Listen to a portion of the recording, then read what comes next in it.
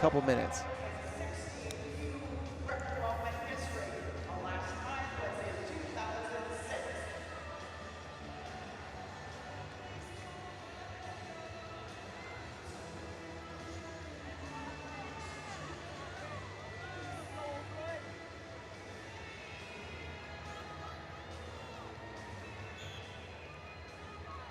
Action underway.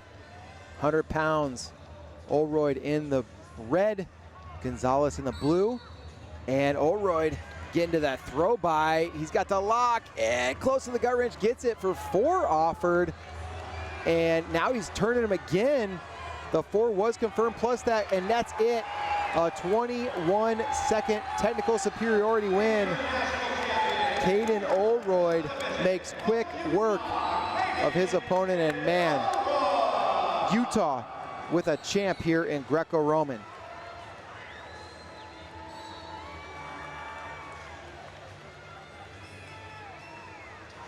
That was some incredible action, and it was quick, and that can happen. That can happen in freestyle and in Greco. Now trying to add the big stop sign to his collection. Action underway. Vincent DeMarco, Xander Donner underway, and DeMarco taking ground early. Donner trying to work his way back in, but DeMarco right now appears to be positionally in a little bit better position, and also seems to be maybe a little bit of a size advantage here for DeMarco. Hard club there from Donner. I think Donner is staring down the barrel of a passivity call. Although, you know what? Now Donner picking up the aggressiveness of the hand fight, and DeMarco didn't like the physicality. I think DeMarco might be bleeding under the eye from maybe a headbutt there, but they're going to keep wrestling anyway.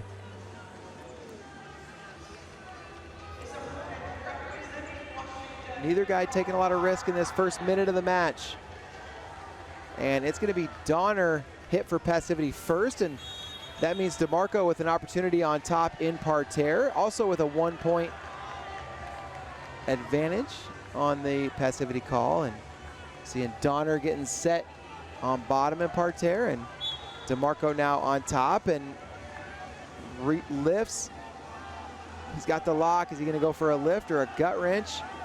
Taking him towards the edge. And there's going to be 2. Can he get another one on the edge, or will the head hit? And DeMarco defended well there. Sorry, Donner defended well there. DeMarco just with the 1 turn. 3-0 lead now for DeMarco.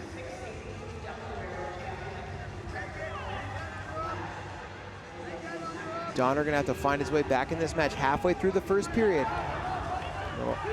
Nice little takedown. 5-0, and they stopped that action.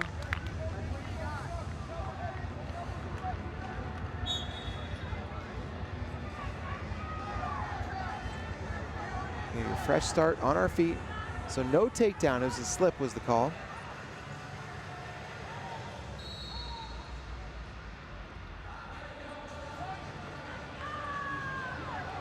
Vincent DeMarco with this 3-0 lead.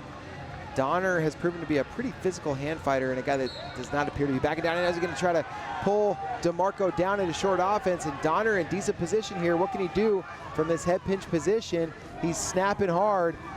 DeMarco still holding on to that wrist, and I think that prevented Donner from getting to the offense he really wanted.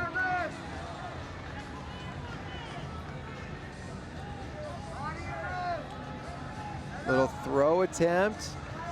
Donner wanted that headlock and wasn't able to get to it. Another headlock attempt, another throw attempt, this time from the overhook. And that overhook wizard position did Donner, and he's spamming throws at the moment. See if he can get one to go at some point in this match. Honestly, if he just gets one, it's going to change this whole entire bout. And right now, 12 seconds left. Vincent DeMarco in the lead.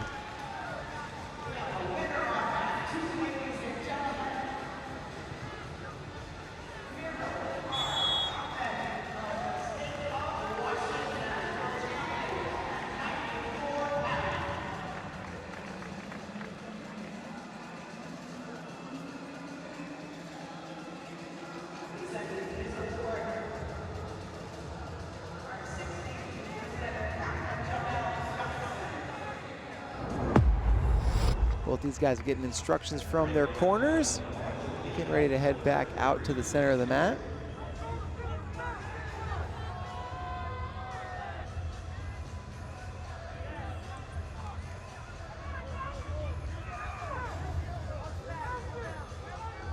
Xander Donner trails 3-0, but get the sense that he may fight his way back into this. But here's DeMarco looking for an underhook. Nice little drag for DeMarco. He gets the takedown, looking for a trapped arm. Settles for a regular gut wrench. Mid-range around the gut. He got the turn once, and now he's looking for a trapped arm. He's got the arm trapped, and head hits out of bounds.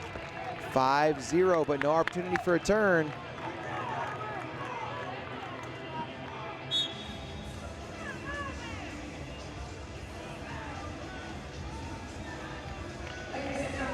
Two minutes, 15 seconds to go in this bout.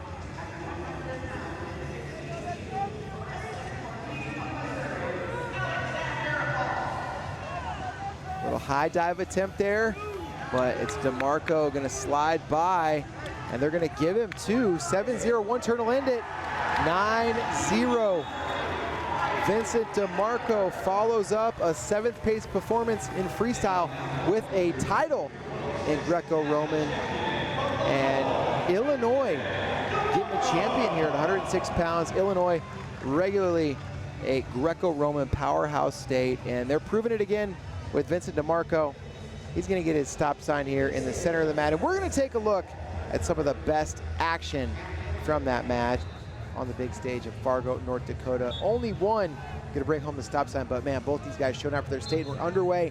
It's Daniel Goodwin in the red, Caleb Pratt in the blue. Neither of these guys reached the podium in freestyle, but here they are in the finals in Greco-Roman and doing their best to win a Fargo stop sign.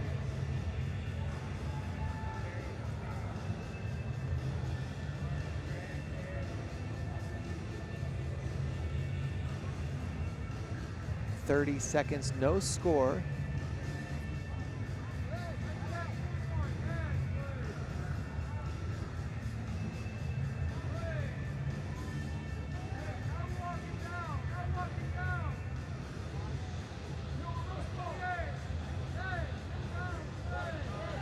Two-on-one for Pratt.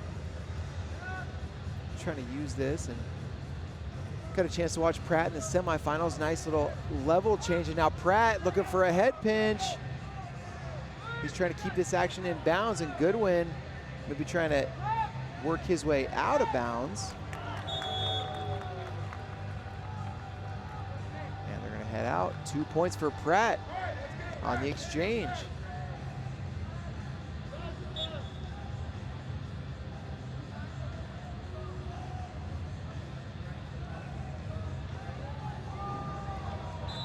Pratt working to pull Goodwin back down into that short offense position.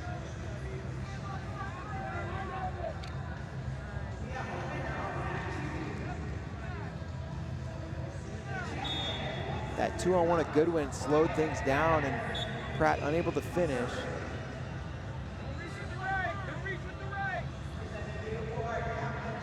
Goodwin with the length advantage here.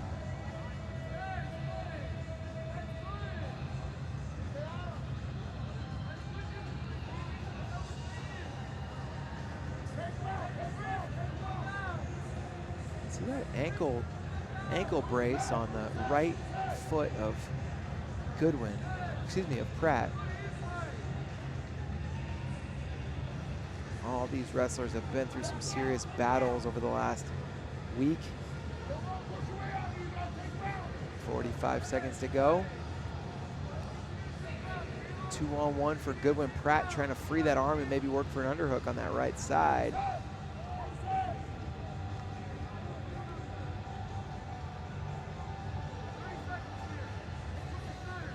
Finger fight on the right.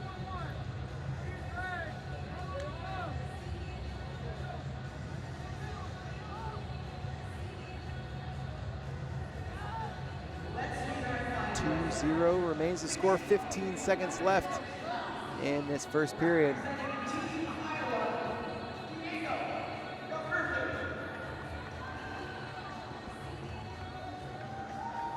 going to head to the break. Just the 2-0 lead for Pratt. And if you're Goodwin, you may be thinking at the break, what can be the strategy for pushing the pace and forcing the passivity and getting an opportunity on top?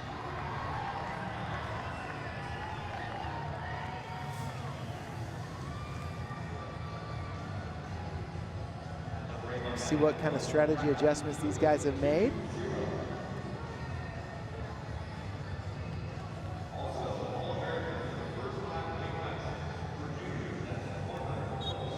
Back to action. Pratt leads Goodwin 2-0. What kind of adjustments can either guy make?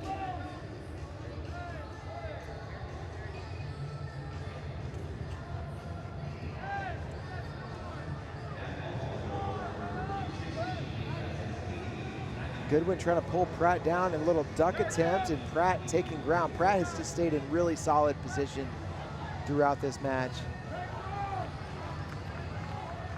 Keep taking ground, Goodwin. Keep working, Goodwin. That's good. And it's going to be Goodwin. Nope, it's going to be Pratt. Nope, it's going to be Goodwin here for passivity. So now Goodwin going to head down on bottom. Pratt with an opportunity on top, leading 3-0.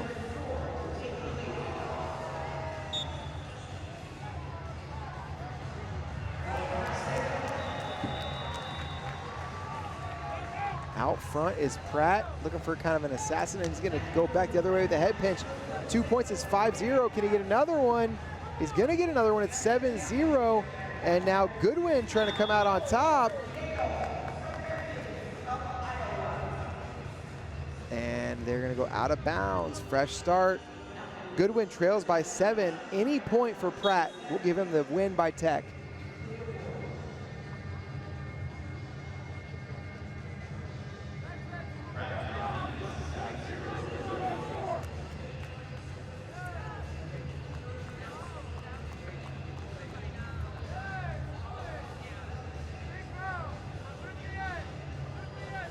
Minute 35 left here, 7-0 lead for Pratt. He can be conservative.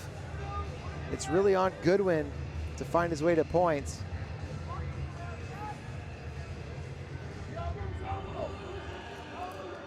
What's Goodwin gonna do here? Minute 15 left to go. Hey, we gotta push it hard now, Goodwin. We gotta push it hard now. Goodwin's corner telling him he's got to push it hard now.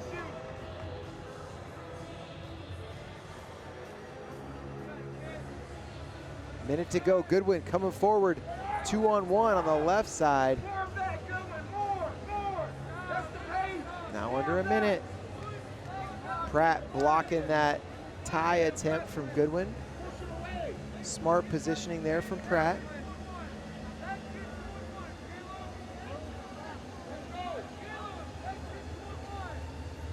Pratt clears the tie. 35 seconds to go.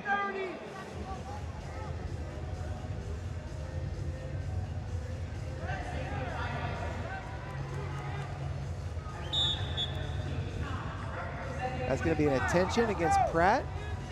Official wants him to stay engaged. 25 seconds left in the match.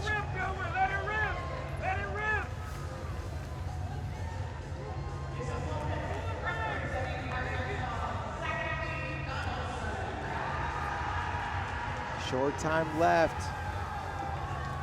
Pratt has all but won this match. He's been solid throughout. Little duck attempt there from Goodwin. And a caution in 1 going to be awarded. So first point of the match for Goodwin.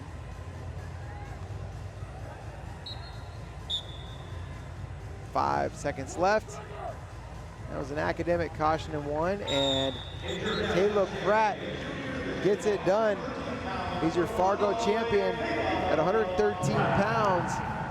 Caleb Pratt, awesome work here in Illinois with another Fargo champion here.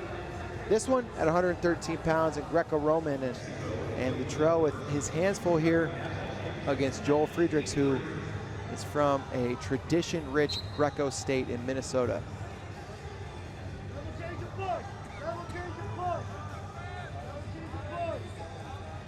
action underway.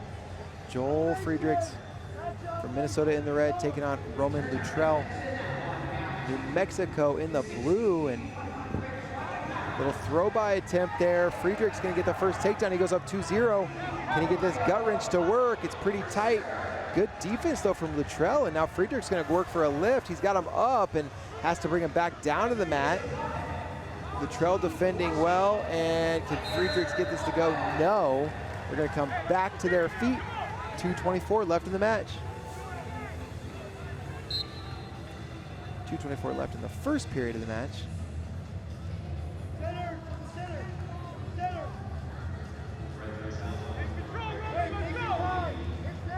Little throw attempt there from Luttrell, and they're gonna call that a slip. I think that's the right call. Luttrell had a good bite on it, couldn't get it to go, and Friedrichs didn't quite stop it and turn it into his own action, so they're gonna get a restart. 2:05, dueling 2-on-1 ties in the center of the mat. Now they're clearing that position.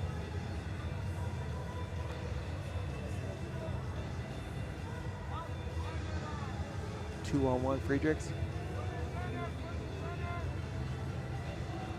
Friedrichs trying to take some ground. In pretty good position, and Luttrell standing his ground, giving Friedrichs good position.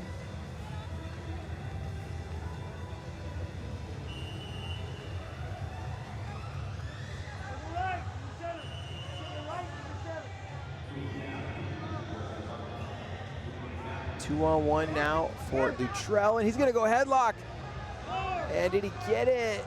Nothing yet. And Friedrichs battled for two of his own, so it's gonna be 4-0 Friedrichs. And he's got a high gut locked up around the rib cage this time and trying to work for it. Luttrell defending. Friedrichs concedes, and they're gonna come back to their feet.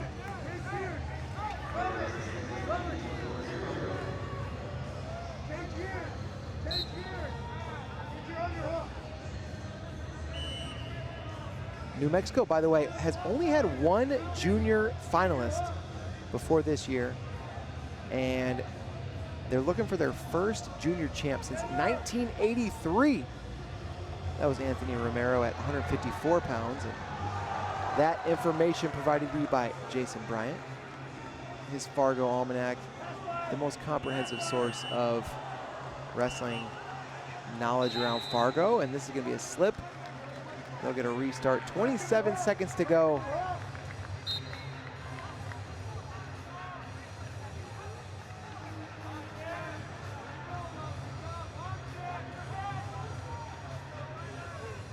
Luttrell with an underhook. Arm spin attempt there. Friedrichs. Two offered. I don't think they're going to confirm that, and they didn't. So it's just going to be two for Luttrell. And there's a gut wrench. Oh, no, they did go 2-1. Initially, the official did not confirm that. Now, Luttrell going to go back the other way, and the time's going to expire. So 6-5. Roman Luttrell put 5 on the board there in that position after being down 6-0. And it was a little bit of an interesting exchange because it took a little while for the officials to confirm that arm spin for Friedrichs. I didn't see the exposure myself, but the officials saw enough, and then it was Luttrell getting the reversal along with 2 gut wrenches, and now it's 6-5. And this is anybody's match here in the last 3 minutes.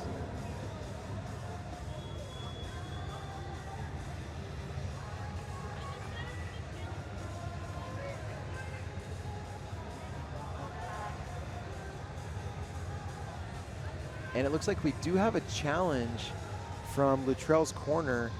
And I don't know how this is gonna go, but I don't think it's necessarily a bad idea to challenge this call, because I did not see clear evidence for exposure from Friedrichs on that arm spin.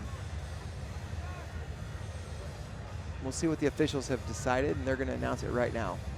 Challenge decision, match number 1. We had wrist by red, no points. Challenge 1, time goes back on the clock to 15 seconds. No points. All right, so the good news for Luttrell is that he did not give up the the takedown. The bad news is that he didn't get that opportunity on top because it was ruled a slip throw. So now it's back to 4-0. And they're going to put 15 seconds back on the clock. So instead of 6-5, oh man, this is one of those where you can win the challenge and end up maybe hurting yourself in the process. And this was a 1-point match. Now it's back to a 4-point match. And there's a headlock attempt, and that's gonna be 4. And there's a potential turn and just a reversal for Friedrichs. And so just like that, we're at the break, and it's a 1-point match just the way it had been, except for instead of 6-5, it's now 5-4. And you know, the real value for Luttrell is now he has a 4-pointer to his credit, so that's gonna help him if this match comes down to criteria. So pretty interesting, you know, a little nuanced if you're brand new to Greco, a little odd to see, but bottom line, it's still a 1-point match the way it would have been had there not been a challenge. Luttrell and Friedrichs heading back to the center after some instruction from their coaches, and we'll see what happens, what materializes in the second period.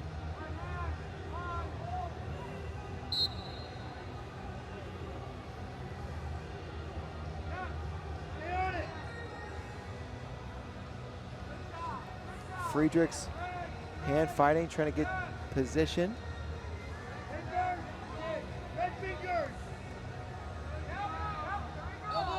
Luttrell trying to pummel out of this Friedrichs tie. Friedrichs with a 2-on-1.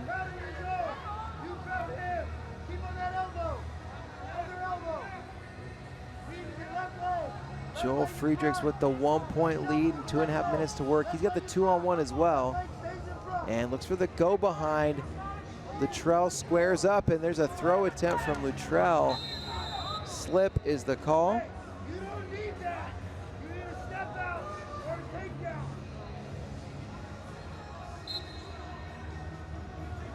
Luttrell's coach is letting him know he doesn't need that big throw. He doesn't need a 4-pointer. He needs 1 point on a step out, or he needs a takedown. And sage advice from the corner. Friedrichs, though, putting a lot of pressure on with the hand fight.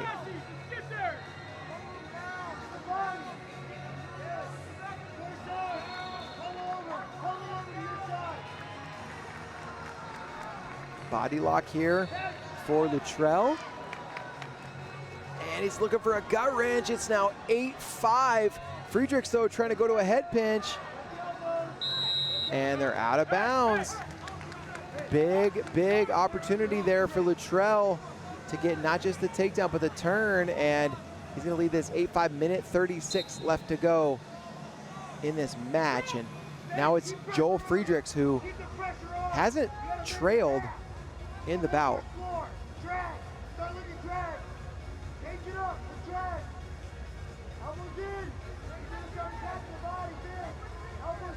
Minute 15 left. What's going to happen here?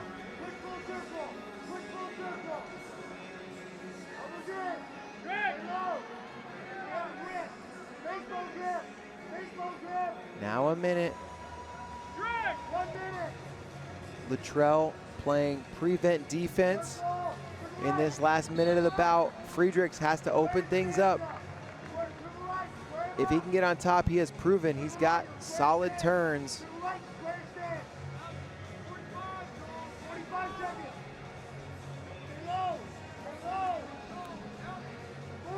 Level change there for Friedrichs. Now 30 seconds left. Friedrichs looking for the underhook. Now underhook opposite side, looking for a body lock, let go of it. Friedrichs having trouble finding the tie he wants to use here. Luttrell staying in good, solid positionally. And there's an attention against Luttrell. Not sure what he did that changed. And now over under body lock for Friedrichs. Luttrell sags. Friedrichs coming forward, 4 seconds left. There's a takedown. Can he get a turn? That's going to be it. Roman Luttrell from New Mexico, the first junior champion since 1983. He's fired up, and there's the backflip. Roman Luttrell gets it done for Team New Mexico. 8-7, lot of drama in that bout, and in the end, it's the New Mexico man, Roman Luttrell, getting his hand raised, and he's fired up. And you know what? The state of New Mexico should be fired up because that's awesome stuff. And oh man, taking his coach out, and now he's got the New Mexico flag. They had that celebration planned a little bit. You don't see the state flag on the Fargo stage, all Greco champs. We'll get into that, but first, let's get this match underway. Action has begun at 126 pounds in the red. It's Van Smith from Oklahoma taking on Palaku Chang of Hawaii. Chang looking for that 2-on-1. And Van Smith pummeling back in. Hawaii, only 2 junior Greco champs in its entire history. 2001, it was Travis Lee. Look what he went on to do. 2-time NCAA champion for Cornell. And in 2013, it was David Terrell. Was a staple for American University, multiple-time All-American, and just an electric wrestler to watch. And Chang trying to put himself in elite company alongside those guys, but he's got to get through Van Smith to do it.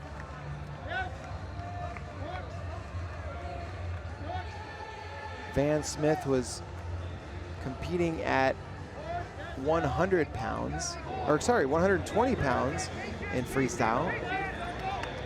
Didn't reach the podium, and there's an arm spin for Smith.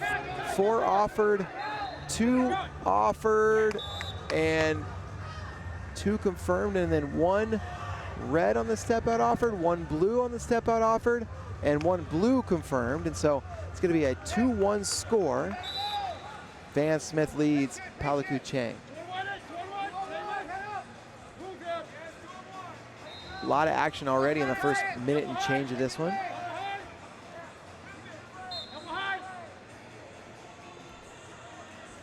Two-on-one for Smith.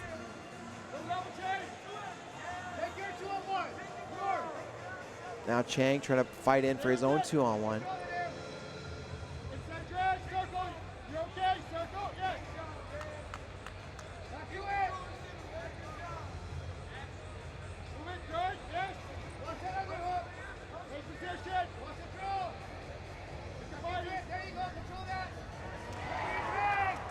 Chang, baseball bat grip, trying to move forward here. Both guys clear the tie, under a minute to go.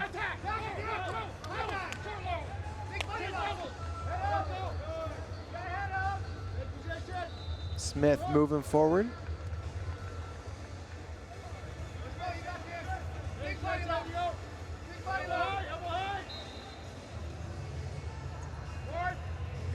"35 seconds left to go.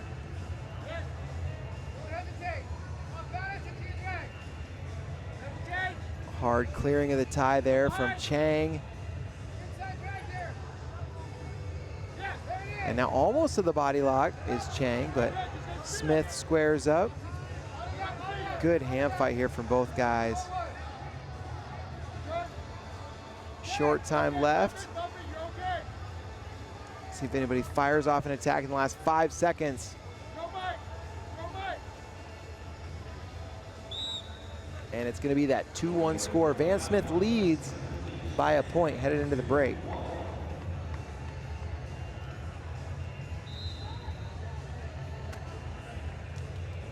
Little instruction from both corners. As I mentioned, Chang competed at 126 in freestyle, was not able to reach the podium. Smith was down at 120 and decided to make the move up in weight. Paid off for him as he has worked his way into the finals at 120 pounds.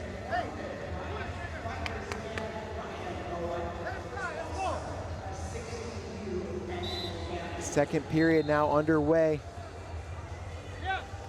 See what kind of adjustments these guys have made. Both had a little trouble opening the other up in the first period. There's a little level change from Chang.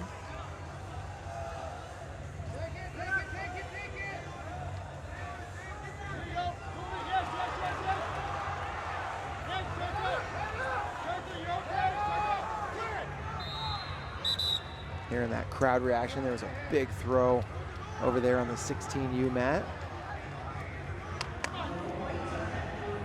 Chang complaining that Van Smith too slippery, but middle of the period, really not a lot you're going to do about that. Chang working for an underhook. And now there's going to be passivity called against Chang. He protests, he's upset, as is his corner, but that's the call. And now Van Smith gonna get an opportunity on top. He leads 3-1.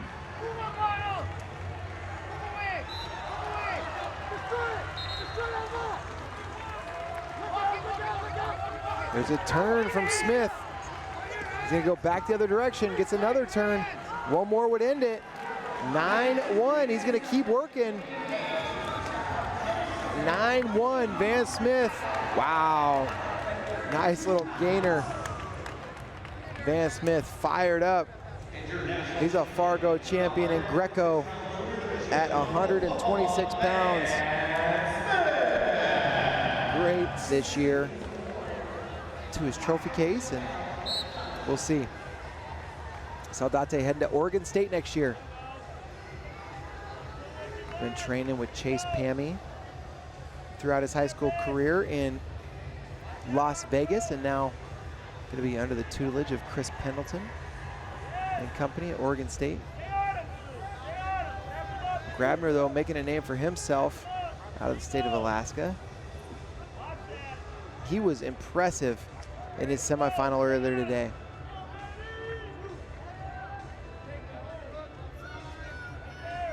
Arm drag attempt there from Grabner, and now a little throw on the edge, and he may get a step out.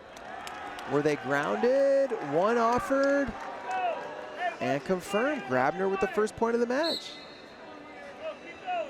Nevada corner not going to challenge that.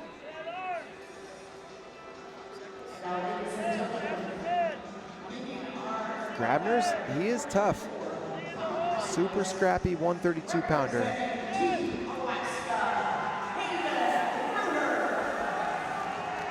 By the way, Alaska with a 16U finalist on the mat right now as well.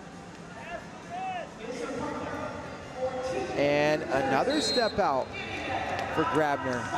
It's now 2-0.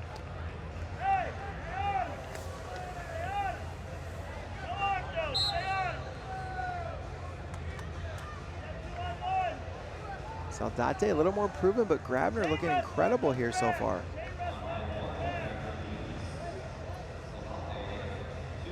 And Saldate gonna be hit for passivity. It's gonna make it a 3-0 match.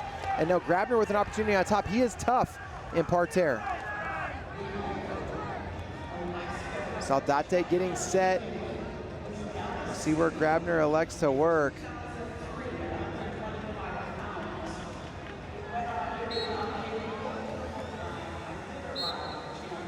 Grabner trying to elevate that head, looking for the gut wrench. He's got the lock. He's pretty good from a straight lift. Can he get Saldate up off the mat is the question. Saldate defending well. And Grabner, he's got him up. He's got him up. Saldate, though, stands and tries to defend. That's gonna be 4 for Grabner. It's a 7-0 lead.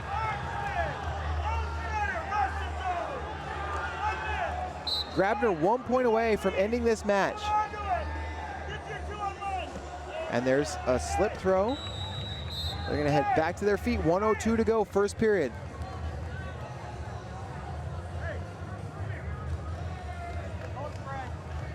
And Saldate dealing with a little knee pain, and we're gonna take a look at that.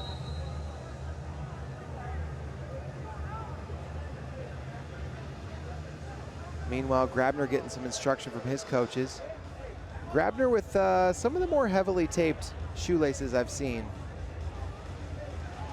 He is not interested in those shoes coming untied. Here's a look at that lift, and Saldate thought he could take Grabner over, and Grabner ended up hucking him out of bounds for 4.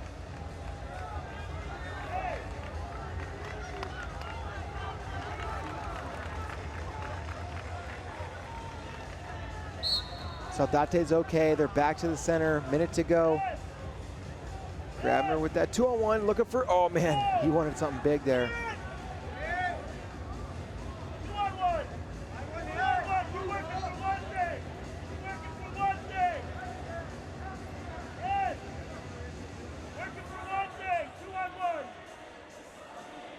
Grabner working for the 2-on-1. Saldate trying to fight wrists, and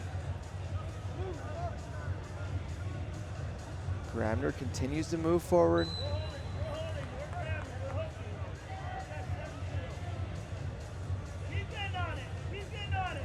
20 seconds to go now. Break might be just what the doctor ordered for Saldate. Get to the corner, get a little feedback, make some adjustments.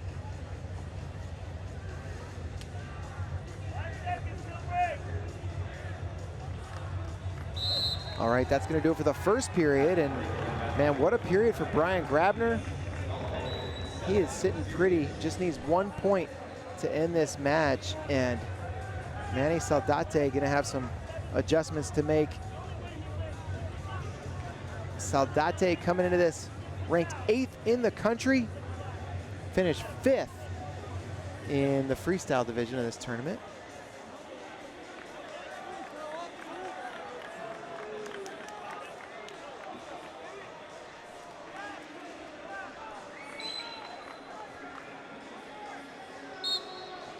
Back to action. Grabner caught a face to the, or caught a head to the eye. Needs a second to collect himself. I think he's good to go.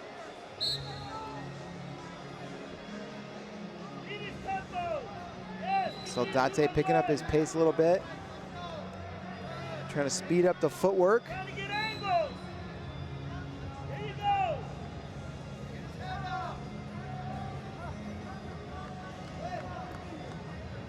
Finger fight, both guys. There's a little throw attempt from Grabner. Saldate close to the body lock, and Grabner, oh, and Saldate gonna get, I think, a couple. 2 red offered and 1 red and 2 confirmed. It's gonna make it 7-2. Grabner gonna take injury time, and Saldate's corner feeling like they have the momentum they want. They like that adjustment that he made from the hand fight, and now thinking that they have a, you know, a little momentum boost with Grabner taking some injury time.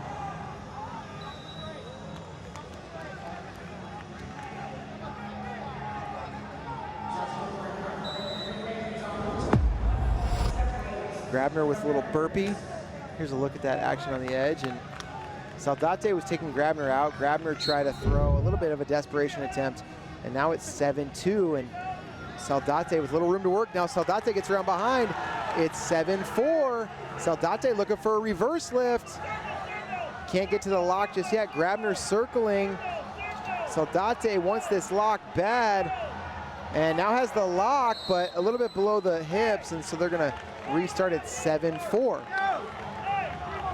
Manny Saldate with all the momentum in this second period. He gave up 7 points in the first. He scored 4 straight in the second. Can he add to it? Now 2-on-1 for Grabner. Saldate pushing hard, pummeling. Good hand fight here, both guys. Saldate gonna try to pull Grabner down into front head position. Wants to work on a head pinch, but Grabner with a 2-on-1.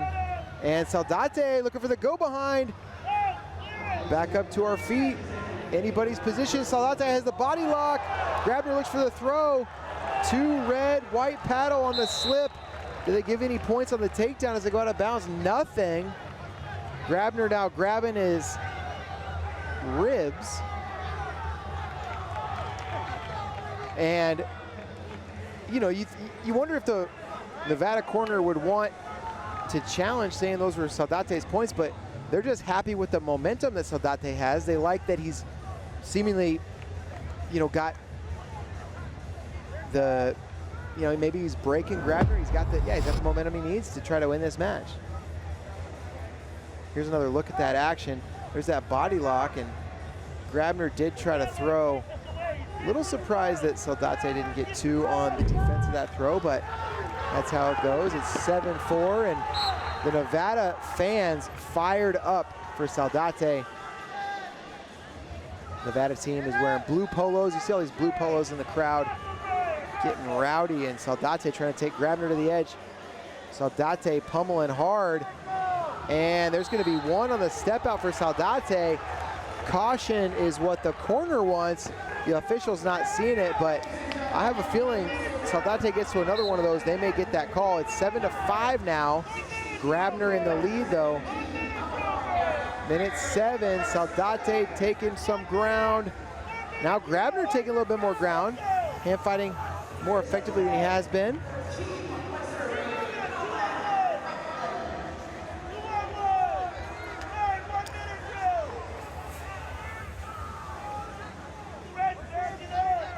Grabner staying in here and fighting hard.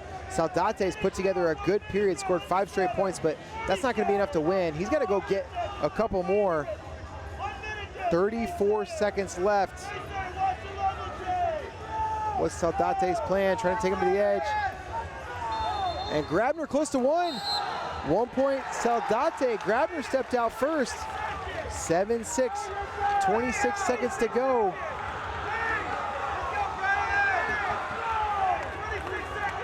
Nevada corner going nuts. And Saldate gets to the body lock. What's going to happen? Caution. Is 4 offered? 1 offered? We're all over the place. What's the score? We may have a conference here. We're going to have I think we're going to have a conference. 1 offered for Saldate and confirmed, and now they're going to challenge. Nevada corner wants 4, and the officials may have to have a conference before there's a challenge because they're not sure what's happening here. And we're taking another look at that. It was initially 4 offered by the mat official. And now a caution being held up, and so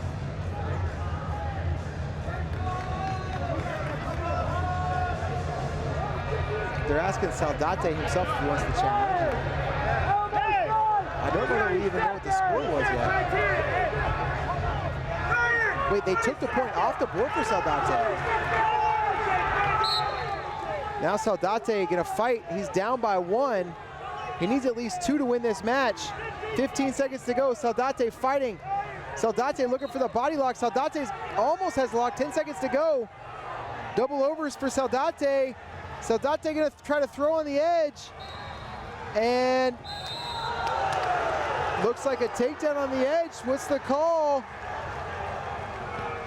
And now they're gonna challenge. Looking for the takedown. This is chaotic. The way it was scored was a little confusing. And the Nevada coaches, I think, wondering if they should have challenged earlier. Now they're gonna challenge, and Saldate was very close to the takedown with a second to go. We'll see what the call is. He may not have been all the way around behind with control. I imagine we're gonna get another look at this. And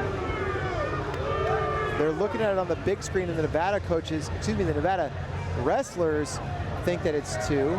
And I'm looking at it on the big screen, and it looks like Saldate got around behind with a second to go, but it's so close.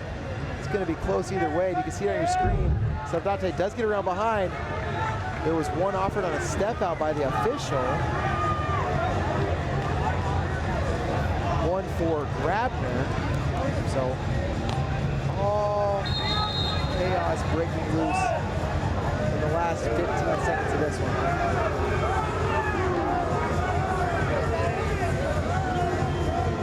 Nevada corner wants 2, and here comes the decision. Challenge decision. 1. We ring partner and really went out of bounds. Red earned a takedown.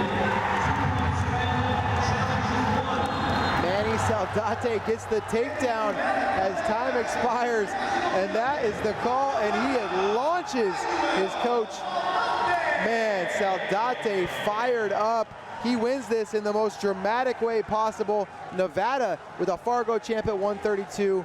Oregon State Beavers getting a good one, and wow, what a conclusion here at 132 pounds. The Nevada cheering section absolutely going nuts. Their shirts are off. I told you about the blue polos. They're not on anymore. You can't identify them by the mirror. Got the gallon of water. He's ready to roll. And both these guys have been exciting throughout. Action underway in the red. It's Tommy Veretti taking on Ned Kaufman. Kaufman has had some exciting high-flying action throughout this tournament. Tommy Veretti, great hand fighter.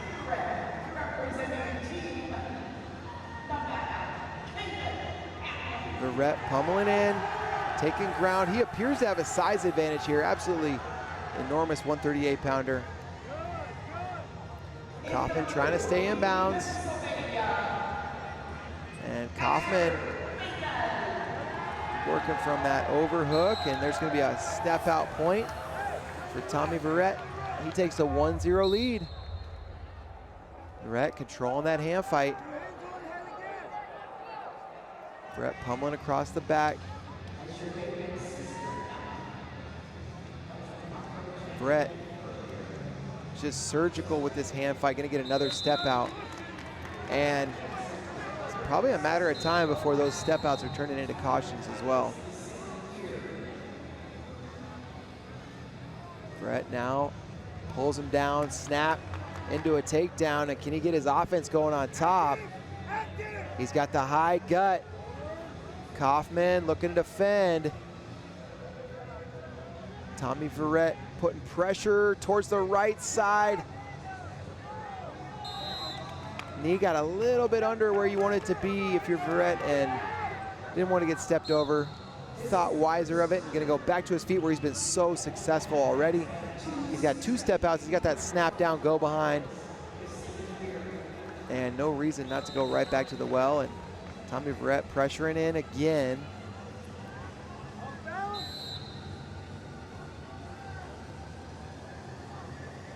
Veretti tying up that opposite side wrist, so not a lot Kaufman can threaten with. And Veretti close to another step out, and he's gonna get it.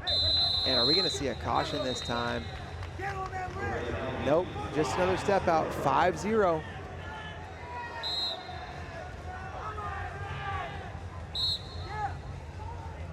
Two hands on the head there for Veretti, so they're gonna stop that. That's an attention. 5-0 the lead, minute 2 to go in the first period.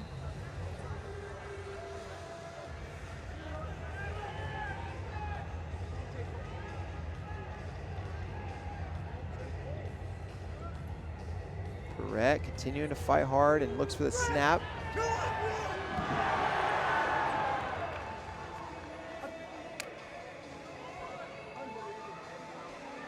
Big underhook, seatbelt all the way across the back there for Tommy Veretti, controlling the wrist as well.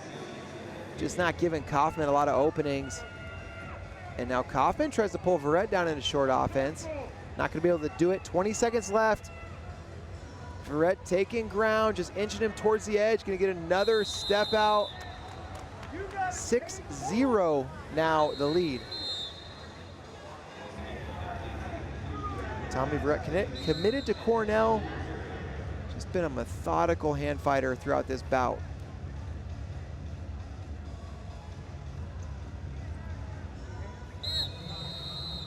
Head to the brakes. 6-0 lead, Tommy Veretti. He's getting some instruction over there from Olympian Sam Hayeswinkle. Not a bad voice in your ear when you're trying to win Greco matches.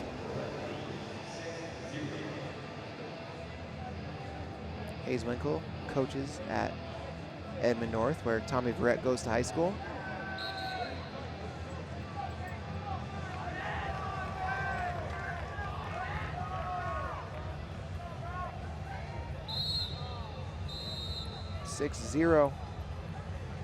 Veretti 2 points away from ending this match.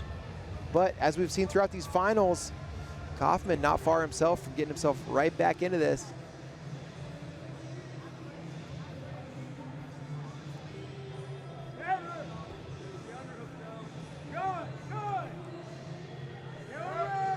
Hand in the singlet over there, but opposite side from the officials, so not going to look at it. Now, Verrett was close to a body lock. Now reaching across, all the way across that back. Man, he has just absolutely dominated this hand fight all match long. As Tommy Verrett.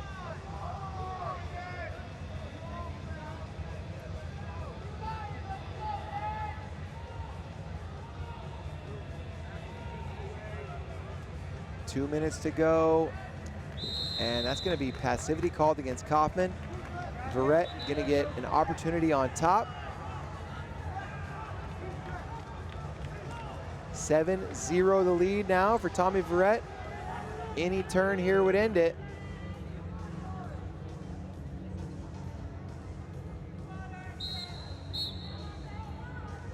Where's Verrett going to go? Looking for a high gut. Got the lock. And Verrett going to his right side. Is he going to get it? There it is. Tommy Verrett fired up. 3 times for Tommy Verrett. Another stop sign for the trophy case for Tommy Verrett. Gets it done. As Poppy, and he was ultra impressive in his Fargo semifinal. Took out Jordan Rainey, a U17 world champion in the semis.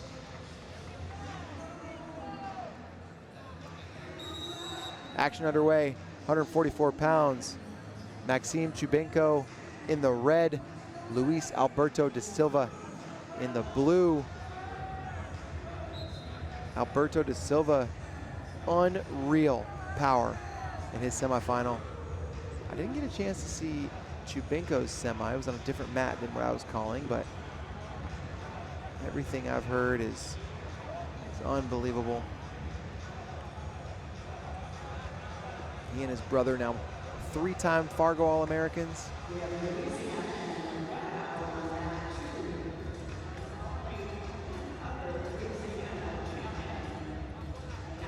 Alberto da Silva taking ground on the edge. There's a snap. He is dangerous from this head pinch position. This is what he used to work his go behind against Rainey, and then from there it was 2 lifts, and he gives up on that position.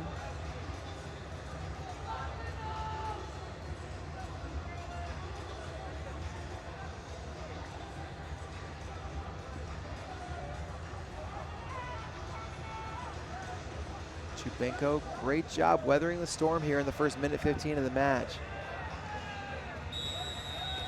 And that's going to be passivity against Chubenko. So a point on the board for Alberto da Silva, and now an opportunity on top. And he has got a really potent lift series. We saw him lift and throw Rainey for both 5 and 4. Pennsylvania crowd is fired up for Alberto da Silva, who they call Poppy. And he's going side headlock, and now to a reverse lift. Got him up. Pennsylvania crowd fired up, and there's going to be 4. Can he get another one? He's going to adjust the lock and stay above the legs. And Alberto da Silva trying to get another lift. Not going to get it. Back up to their feet. It's 5-0. Alberto da Silva in the lead.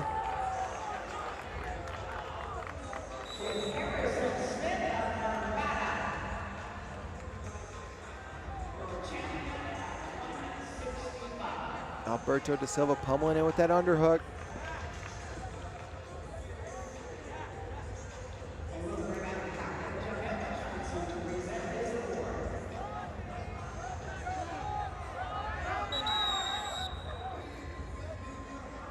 They're going to warn Chubenko for blocking with the head, and now Alberto da Silva trying to work his way back into an underhook.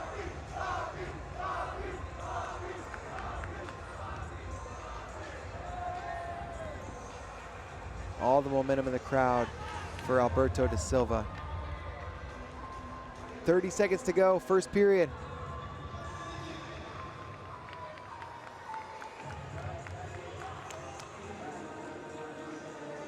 Two-on-one now, Chubinko.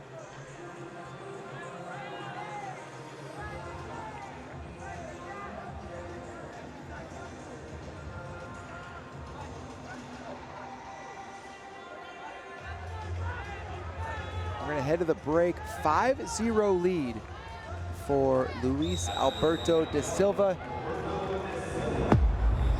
And we're gonna get a look at that lift. And here's the lift. Had a hard time getting the legs out of the middle, but threw them anyway. That's the 4-pointer. And that's the real big differentiator right now between Chubinko and Alberto da Silva.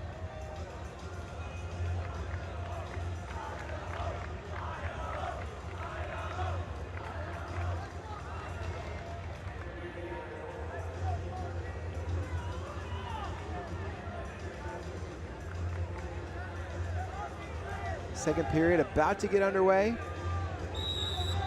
Alberto da Silva, by the way, massive size advantage. Just looks an entire weight class above Chubinko.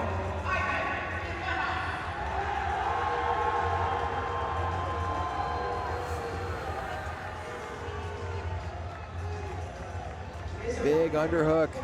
Alberto da Silva close to the step out.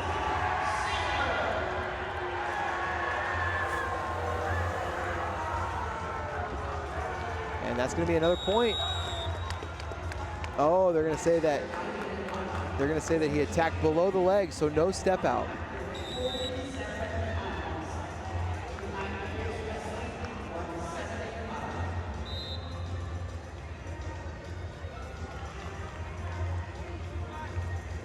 .2:15 left to go in this match. We'll see if Chubinko can find his way to some points. It's been all Alberto da Silva thus far.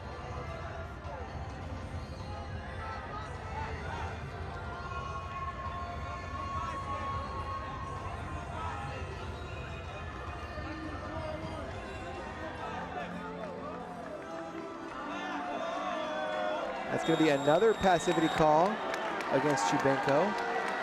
And now 6-0. Nope, that's no point.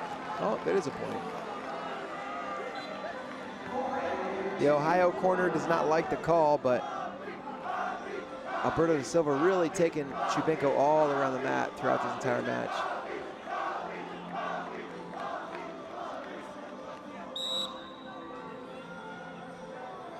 Alberto da Silva looking for the lock. Systematically gets to it.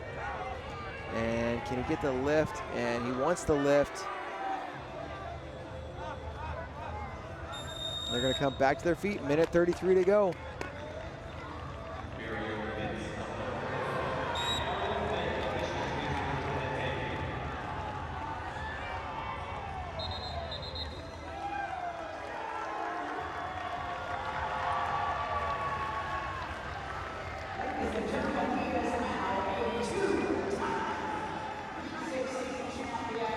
Minute 15 left to go in this one.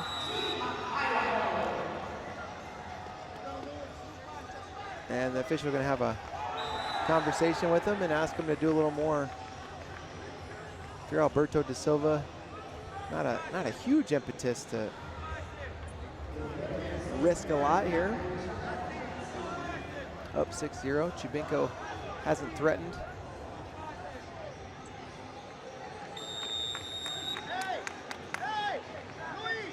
Attention. Oh, they're going to call passive against Alberto da Silva. So now Chubinko with an opportunity on top. 6-1 now the score.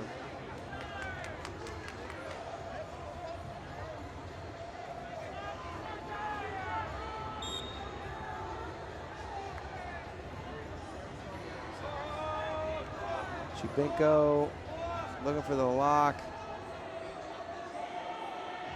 gets the gut wrench, low level gut.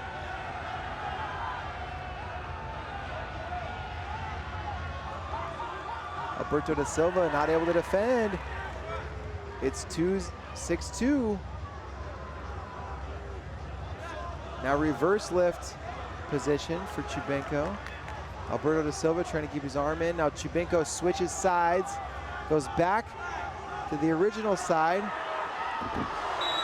And defense there from Alberto da Silva. But no points for either guy. And now the Ohio corner is going to challenge. So they'll take another look at this.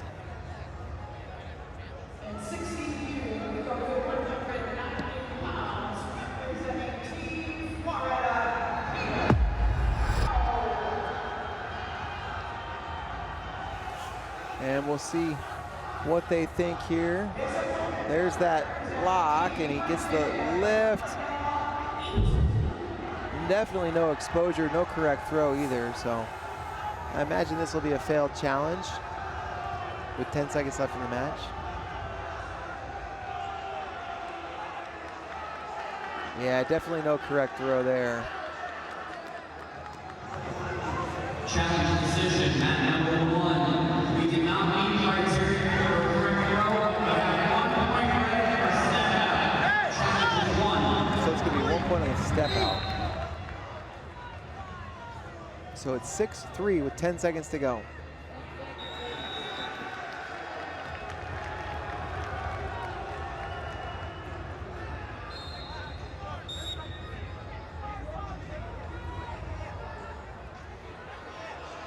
Short time left. See if Chubenko has a 4-pointer in him.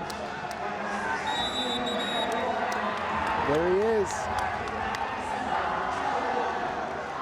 Luis Alberto da Silva.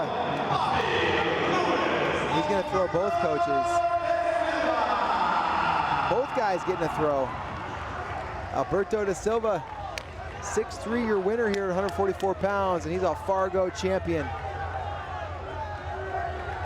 Crowd fired up for the work that he's putting in. Fan favorite, Alberto da Silva. Moving on to the Ivy League.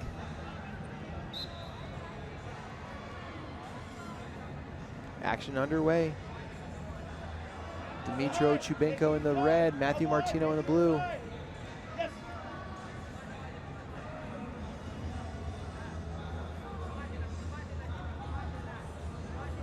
Martino looking for that body lock. Chubenko double unders and seeing what he can work from there. Martino backing up a little bit. Chubenko threatening big time with these double unders. And Chubenko with the lift. They'll try to keep this in bounds, and there's a big throw. Is that 4 or 5? 4 offered, 5 confirmed. Chubenko gonna try to go to work on top.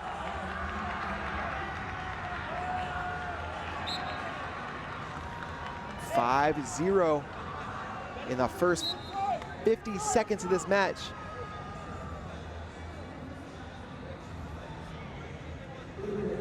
Martino gonna try to find his way back into this one.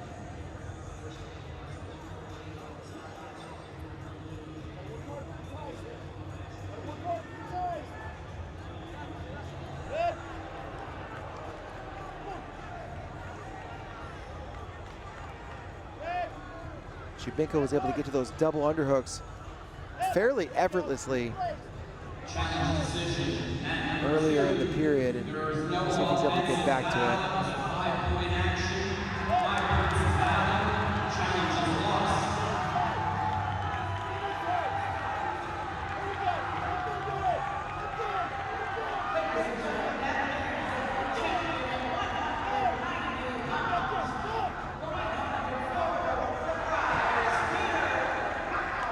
Minute 10 to go. Things have slowed down a little bit here.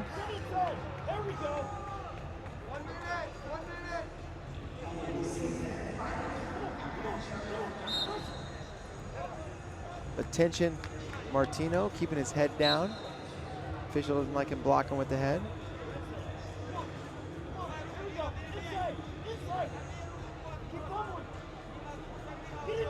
Two-on-one Martino. Trying to march forward. Chubenko pummels in.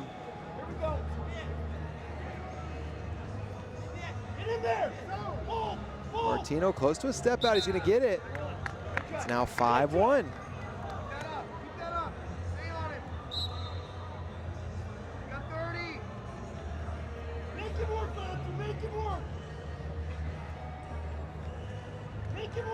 Little drag attempt there for Martino. You can't keep going backwards. Make it work, Matthew. Here we go. Here we go.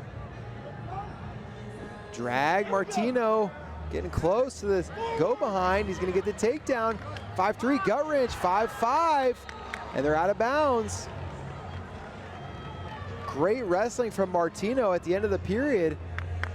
It's 5-5. He's going to be trailing on criteria as they head into the break, but a massive adjustment is allowing him to be in a position to come back quickly here.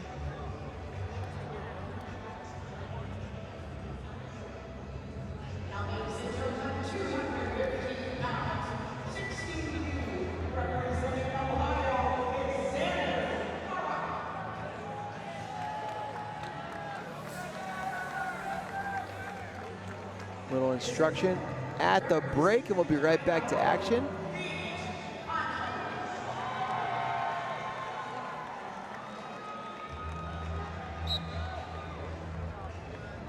Chubenko with a big throw early in the match, but Martino with all the momentum since then. He does appear to have a size advantage.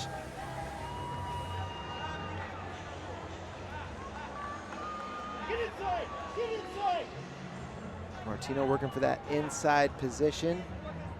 Chubenko proven to be a tough hand fighter. Now Chubenko with an underhook.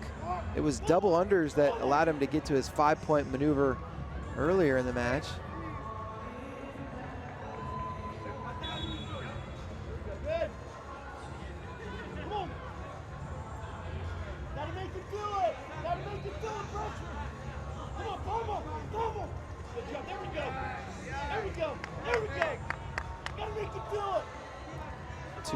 To go, a little more than 2 minutes.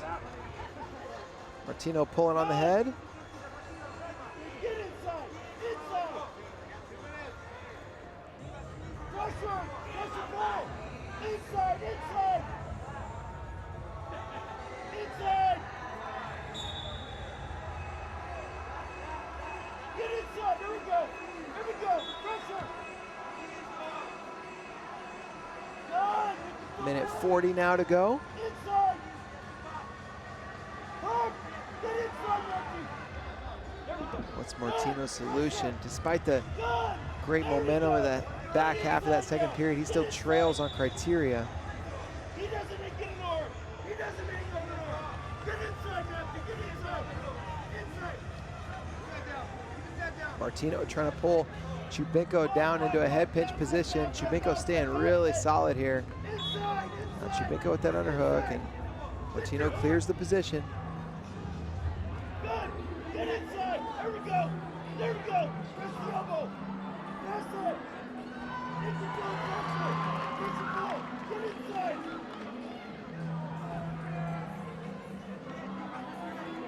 Get him inside. Inside. Inside. Come on. 45 seconds to go. Martino needs to find his way to another point.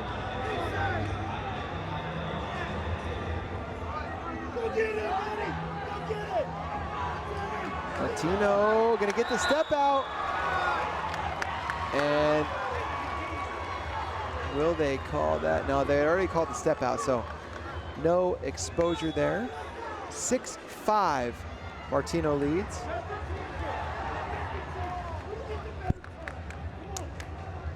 Chubenko taking his time, getting back to the center, and they're gonna bring a trainer out just for good measure. And Chubenko gonna lay down, get some deep breaths.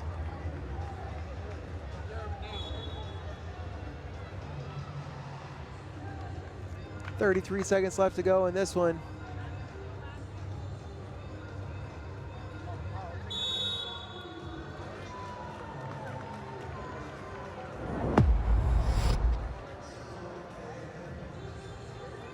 And there's a look at that step out.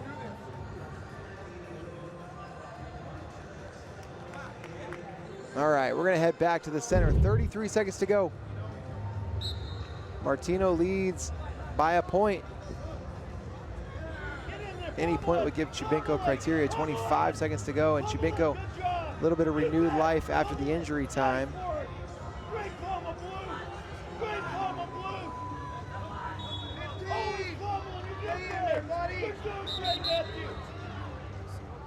Attention against Martino for pushing.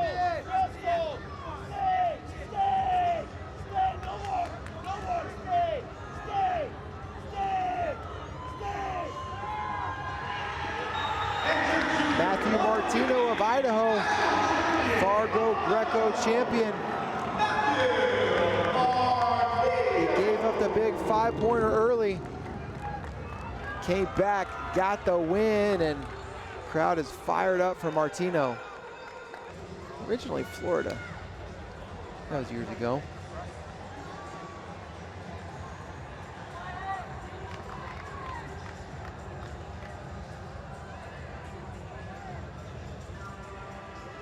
£157 action underway in the red. Boss Diaz in the blue.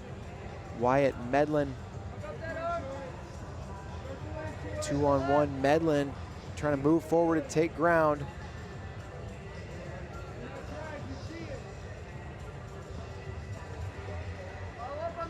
Medlin entered this tournament ranked 6th in the country. He's an Illinois commit, 1 year left of high school. Made the finals in both freestyle and Greco, finished 2nd in freestyle. David Gleason of Missouri, and now trying to win a stop sign here against Diaz.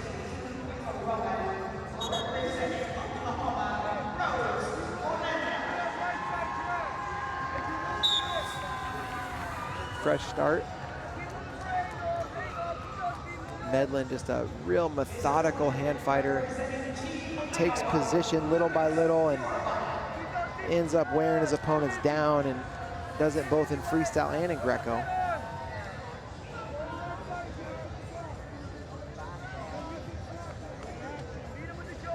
Medlin, a gauntlet. I mean, he's been wrestling both styles and doing so much winning. 1 match left in an incredible tournament for him, and he's gonna get the first opportunity on top. Diaz hit for passivity, 1-0, Medlin leads.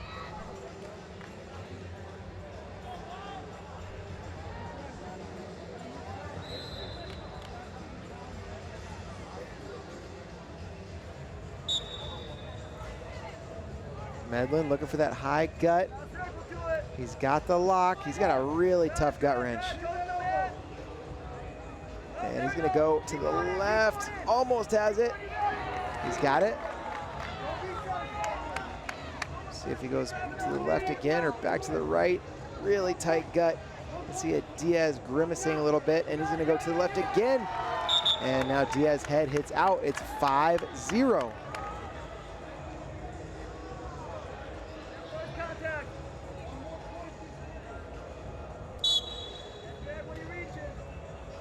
Minute 15 to go.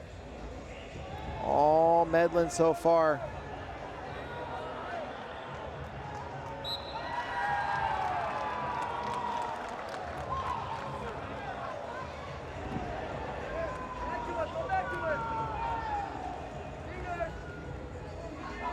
Medlin continues to take ground. He's just really doing a nice job in the hand fight here. Drag attempt, Diaz.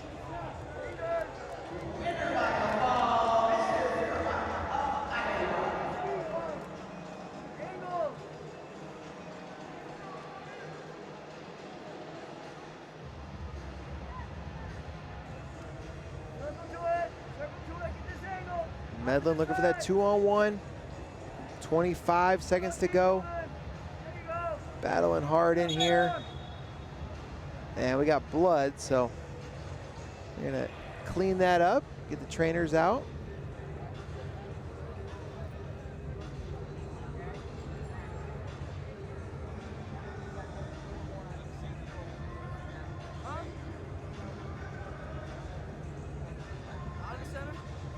Medlin bleeding too, so they're gonna go ahead and clean him up while they're working on Diaz,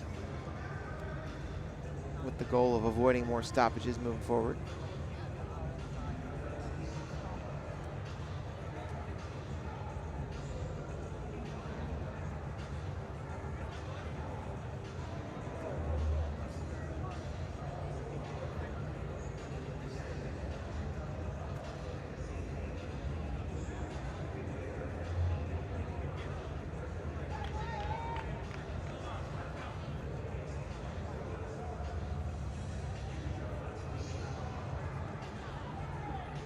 Looks like that blood mostly dealt with here. 19 seconds left in the period.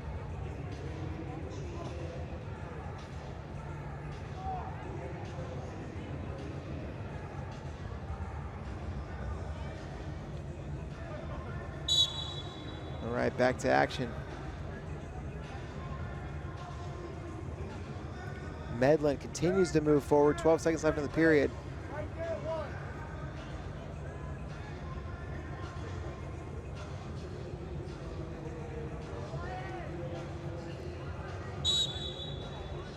They're gonna head to the break. 5-0 lead. It's been all Wyatt Medlin.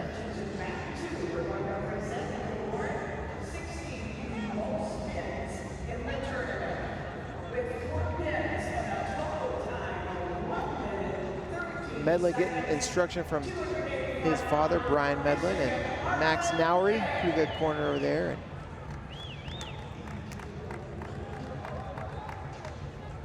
And here they're gonna come back to the center, see what kind of adjustments Diaz can make.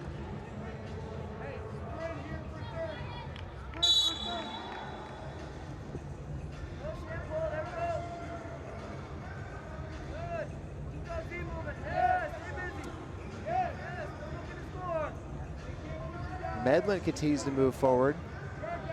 Diaz, though, hanging in the middle a little bit better than he had been.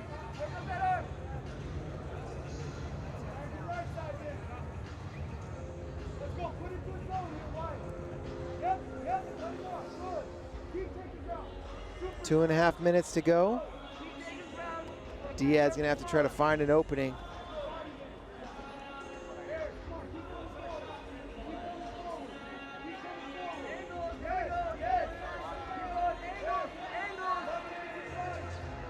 Medlin continues to move forward and take ground without putting himself in much danger.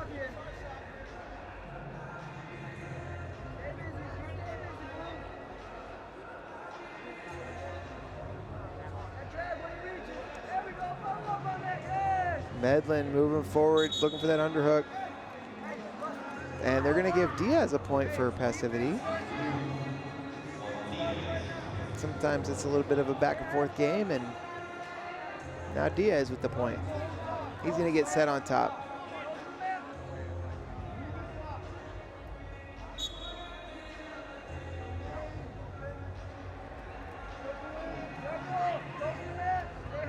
Diaz got his lock. Kind of side headlock, now goes to the low gut.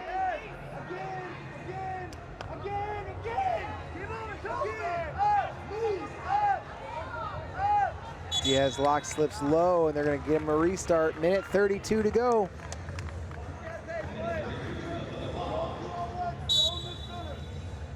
That was probably Diaz's best opportunity. We'll see what he has from his feet. Medlin really been controlling the action on the feet.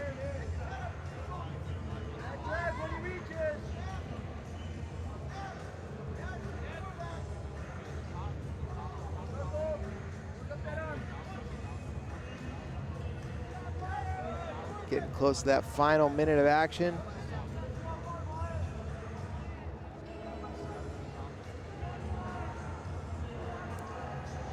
Underhook Diaz.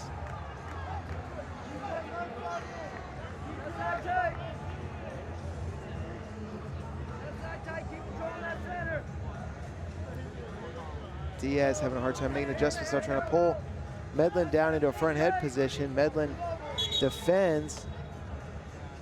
And we got blood again, I think. So we're gonna get a stoppage here with 38 seconds to go.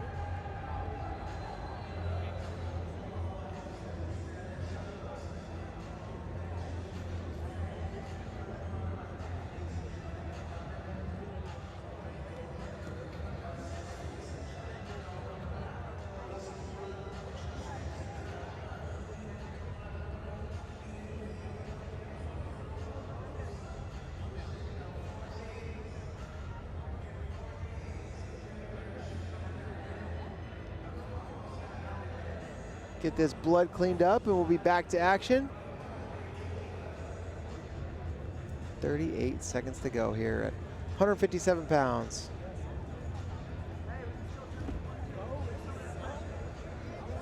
Wyatt Medlin leading Boss Diaz 5-1. Nearing the end of this one, Boss Diaz needs to dig deep, find his way to some points.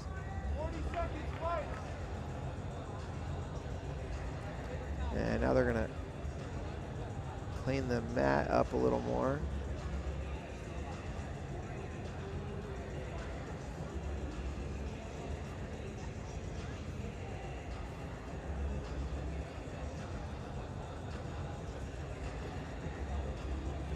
Still cleaning the mat, 38 seconds to go.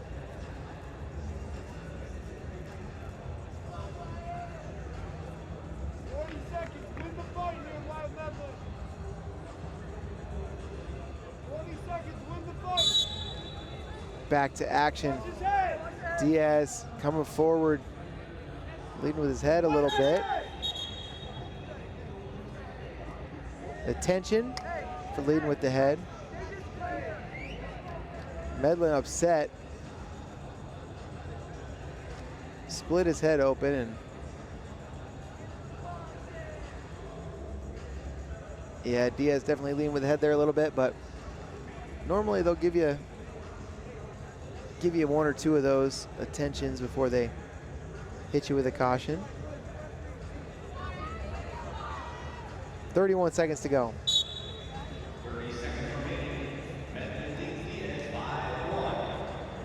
Diaz pulling hard on Medlin's head, looking for an opening. 23 seconds to go.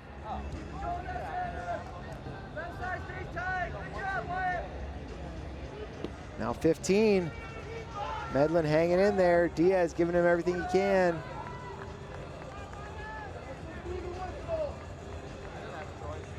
Diaz still looking for an opening, not gonna find one. And Wyatt Medlin gets it done. He is fired up.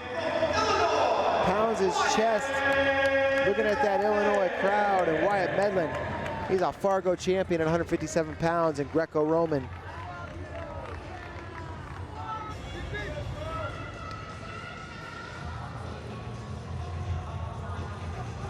Jaden Williams was 6th in freestyle competition earlier this week, and now trying to get a Fargo Greco title, but he's got Will Shearer to deal with, and action underway. It's Will Shearer in the red for Team Missouri, Jaden Williams in the blue for Michigan.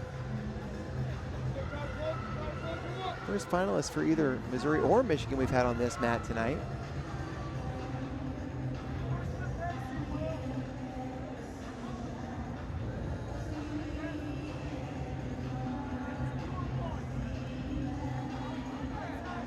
Both guys hand fighting, pummeling, looking for an opening.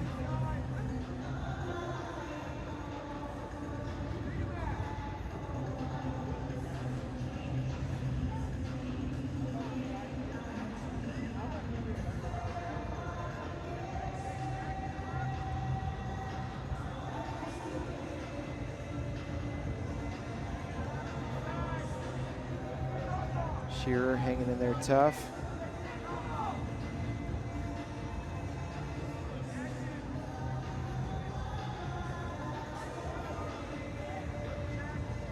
Official signaling towards Williams, and Shearer gonna get a point for passivity. He'll get the first opportunity on top in parterre. So Williams gonna get set in that bottom position.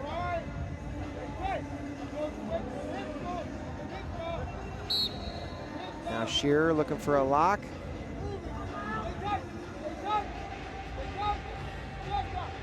Shearer lifts. Not in great position to do much with it. He's got to get out to the side or around behind. Now he's behind. And with the lock, can he get something to go with this gut wrench?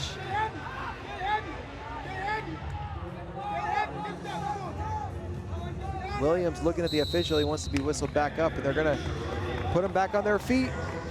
Just the 1 point for Will Shearer. 2-on-1 now, Williams.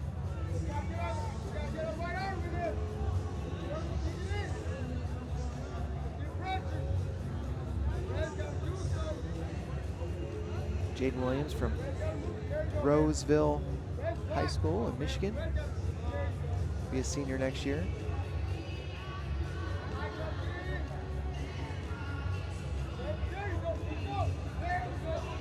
Over under position here. Williams with a lock. What can he do? 40 seconds to go in the period.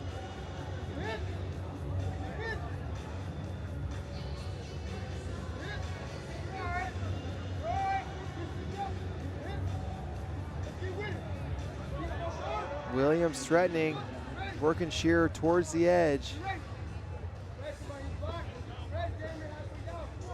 A little level change there from Williams.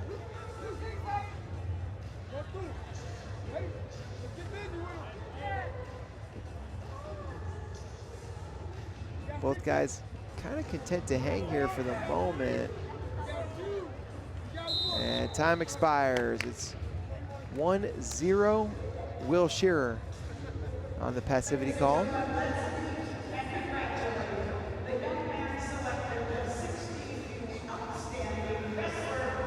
Jaden Williams going to do his best to push the pace and hopefully get a passivity call in the second period. He really controlled a lot of the hand fight in that first period.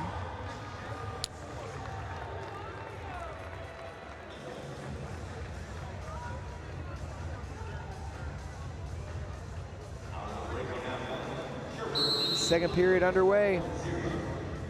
Here at 165 pounds, Will Shearer leads Jaden Williams 1-0.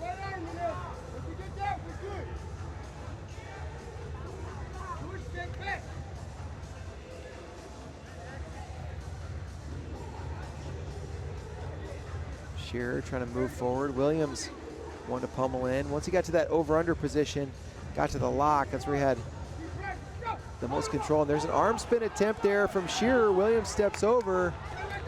2 blue offered, but it's going to be a slip throw. So come right back up to our feet. No points on that action.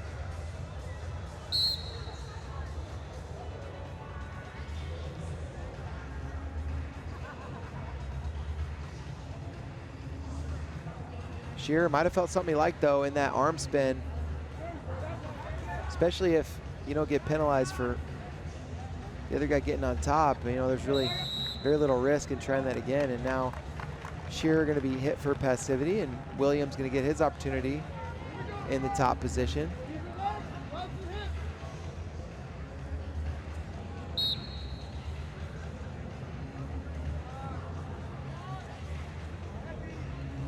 Williams locked on the gut and looking for a lift. Shearer crawling forward.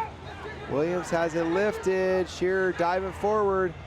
The lock goes below the waistline, so they're gonna have to come back up to their feet. It's a 1-1 match on 2 passivity calls. Minute 44 to go, second period.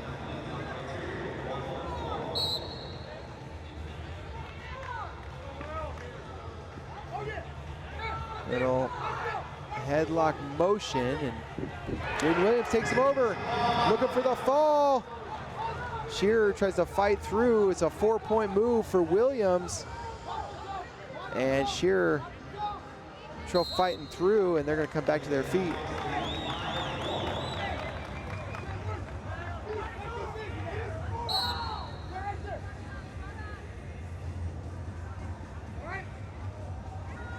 Headlock position now for Shearer.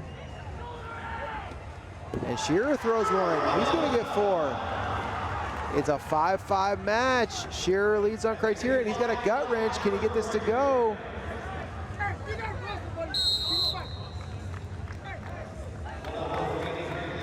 Minute to go. These guys starting to open up. Both those last 2 throws came off of Shearer locking up that headlock, and you got to imagine with the lead on criteria, he's probably not going back to that well. So Williams gonna have to find his way to a position he can score from. 45 seconds to go.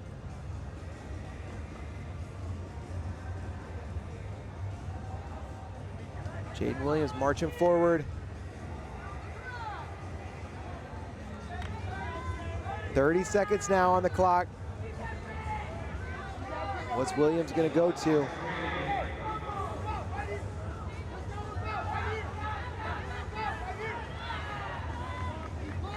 Williams looking for an underhook. Williams across the body. 12 seconds left. Williams trying to pull Shearer down into a front head position. Now, headlock attempt, 2 seconds. And that's gonna do it. Will Shearer gets it done for Missouri. He's your 165-pound champion at this junior division for Fargo Greco. Great work there. Ready to go. And he's got the socks up and ready to roll.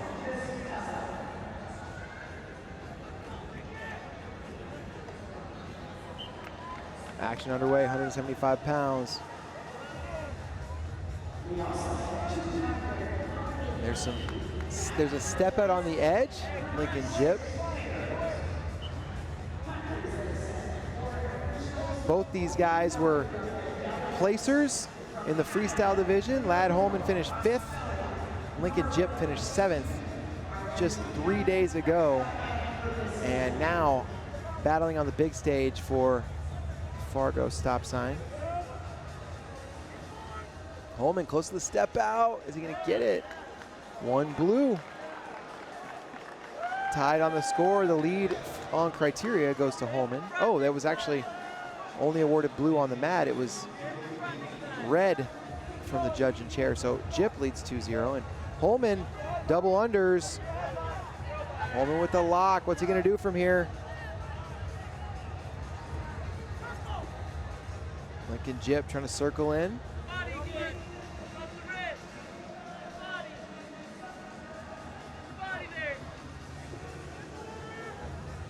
And it might be another point red. Jip able to get Holman to step out for the 3rd time. And now Lincoln Jip leading 3-0. Drag attempt there for Jip. He goes up 5-0. Trapped arm. But Holman able to defend. And Jip gets a turn on the edge. It's 7-0.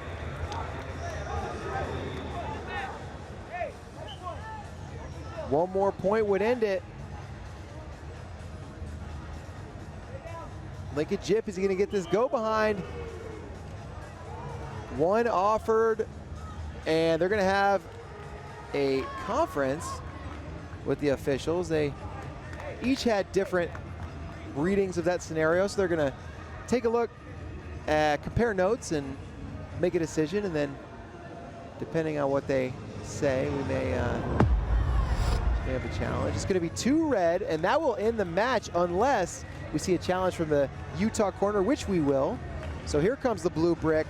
We're gonna take a look at this and we'll see how they're gonna rule it. 9-0 currently on the board for Lincoln Jip over Ladd Holman. Man, it was just a bunch of wrestling on the edge, step outs and savvy action. And there's another look at it. They're gonna say, originally on the call, it was that continuation led to a takedown, but now we've got an official ruling. Challenge decision at number 1, we established Parterre. Blue was wearing red chest, carrying weight. We can continue here and secure the takedown. 2 points red. All right, there we go. Lincoln Jip with the now 10-0 technical superiority win on the extra point for the lost challenge. And backflip for Jip. He is fired up. Ladd Holman, a double All-American in his own right. Lincoln Jip, though, gonna get the big stop sign here in the center stage. Adonis Bernard stands in his way. 6 minutes on the clock, and we're underway here. 190-pound Greco-Roman finals. Bernard in the red, Ricketts in the blue. Heavy hand fight to start as both wrestlers vying for position here in the center of the mat. Ricketts taking ground just slightly, but Bernard coming back with that 2-on-1 on the left side, but Ricketts able to clear out of it and finds himself in a shallow underhook on the left side. And now Ricketts almost able to get those double unders drive and force a step out, but Bonar able to fight his way back in. And there's a headlock attempt for Bonar, and he's got Ricketts in danger here. Ricketts trying to pull through, and Ricketts gonna get called for a leg foul if he gets out of this, but Bonar has this locked up so tight. And there's the fall. Adonis Bonar, exclamation point. Ricketts looks over to his corner, just kind of shrugs and says, oh well. What a week for Ricketts, but what a tournament here for Adonis Bonar. Huge headlock, so tight, and finishes with the fall. Adonis Bonar, the second, is your champion here at 190 pounds. Looks like we're gonna get a flip here. And oh, a double flip. The coach joins in on the fun. Haven't seen that one yet. But love. Country. Hoffer not ranked, but finished 7th in freestyle, and I'd imagine gonna be climbing the rankings before you know it. McGuire from Minnesota, Hoffer from Illinois, and it's Josh Hoffer in the blue taking ground early and working for the step out. McGuire gonna go out of bounds. It's gonna be 1 point for Hoffer. Josh Hoffer with the early lead. Drag attempt there for Hoffer.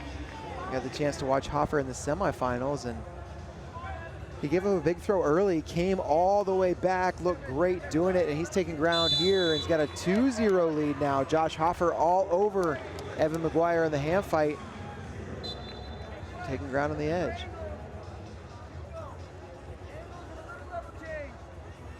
McGuire, by the way, committed to Minnesota. Will be a gopher. 2-on-1. Hoffer, spin move, McGuire. Hoffer still taking ground though. Just really, really tough positionally here.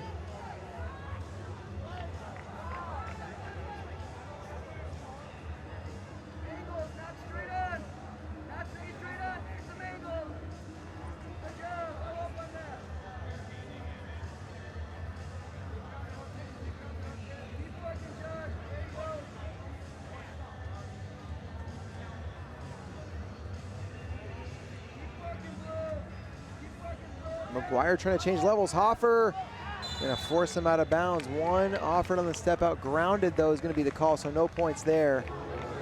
And Hoffer had a whole bunch of momentum, but knocked McGuire down, didn't get all the way around behind for the takedown, so no points. And McGuire gonna be warned for passivity. Hoffer on top, and another point to his tally. He's got a 3-0 lead and a chance in parterre.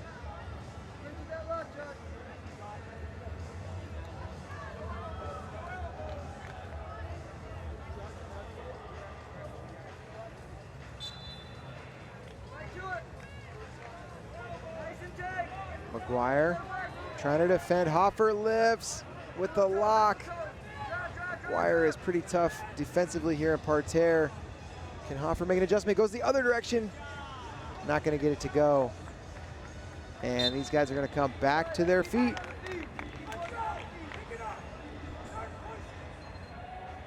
Coach Paulson in the corner telling McGuire to pick it up.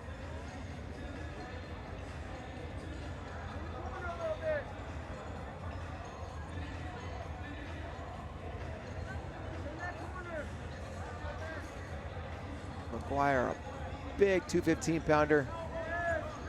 Appears to have the size advantage, and that may play a factor. And now McGuire taking some ground in the hand fight. 48 seconds to go.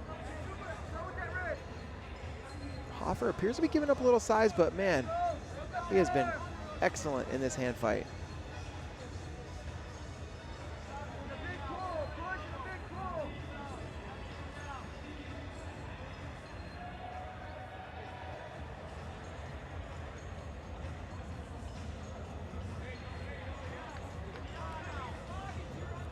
.20 seconds left. first period. It's been all Hoffer.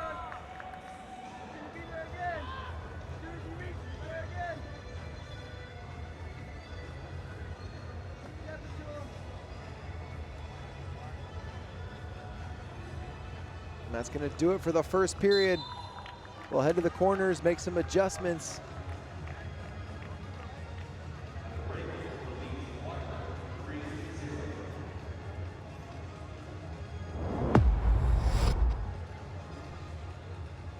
Here's a look at step out. Hoffer really doing a lot of great work to get that step out. Now he's going to be aware though, in this second period, if McGuire starts to take ground and gets a passivity call, Hoffer's going to have to defend in parterre. So great first period, but that's winning the battle and not yet the war. And the second period is underway. Little drag attempt there for McGuire. 2-on-1 Hoffer, and now he's taking ground again. This is nice little throw by. Hoffer can stay on those types of ties. It's unlikely that he'll get hit for passivity, but if McGuire can stay in there, no drag, body lock, there's a takedown. Great action there from Hoffer. Just a little drag, go behind takedown, and that is huge. It's massive, and there's a little high dive attempt, and McGuire maybe starting to panic a little bit. McGuire definitely does need a sense of urgency, but we've seen it so often at Greco. If you can get on top, that can change everything.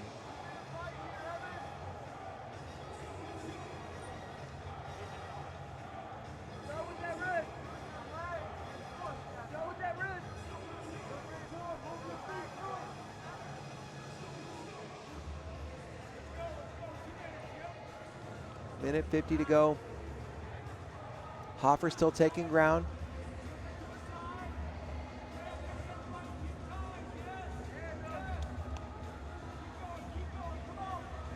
McGuire fighting fingers, looking for an opening. Level change, McGuire. 2-on-1 Hoffer, and he's gonna get another step out. 6-0. And a caution and one also going to be confirmed. So a 7-0 lead. One more point will do it for Josh Hoffer.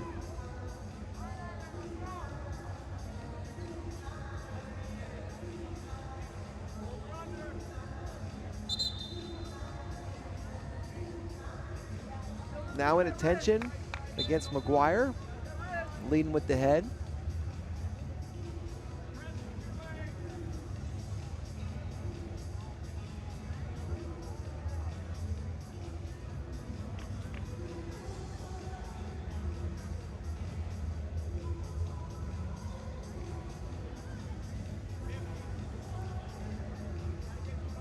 Under a minute to go. It's been all Josh Hoffer in this one. McGuire looking for a drag.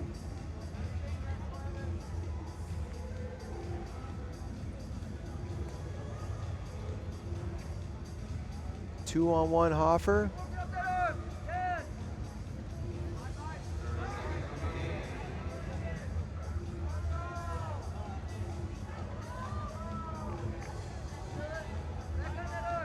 .20 seconds left.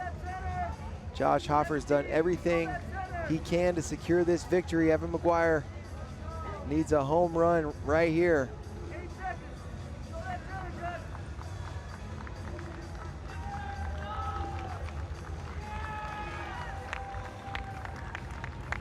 And that's going to do it.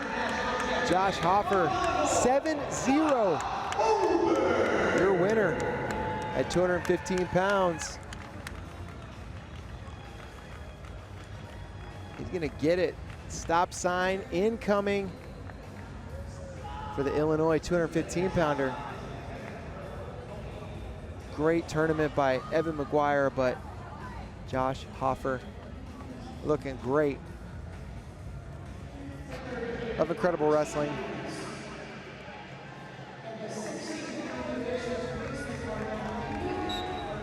Action underway, 285 pounds, and look at this headlock off the whistle.